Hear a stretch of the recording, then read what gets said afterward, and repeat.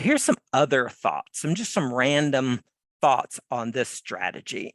And those are, we really want to focus initially on the stock or the ETF. We don't really want to get into running numbers on something before we haven't qualified the stock. So that's kind of important. And then the long strike price is kind of immaterial to the trade, other than to, pick a good strike to get a synthetic stock position.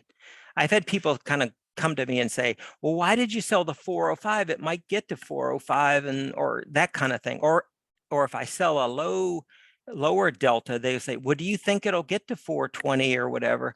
And my answer is usually, it doesn't really matter. It's what the movement is of the stock price that's going to generate the change in that long call. Does that make sense? Yes. So I know it's logical. We're like, well, why did he pick 420? Because it's too far out of the money, right? You're not going to get, we don't need it to get to 420. So that's kind of the other thing. And then the other thing, and this is a big one, is don't become overly aggressive in selling your calls. What you don't want to do is you don't want to have it go through your strikes, and then you're in a different kind of situation. So you'd like to get it up to where you think it'll go, but not beyond. Don't focus on writing off the long call.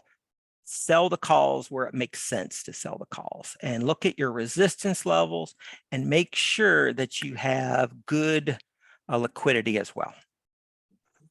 And then the other piece is, if we're not going to get taken out of the trade and we've collected 80% of the credit and we're going to roll it, then let's roll it when you get to, collected about 80% of the profit of the credit on the short call. And then, and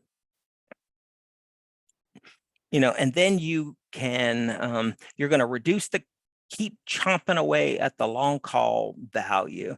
And I say we take profits at 30 to 50% in that kind of range. So that is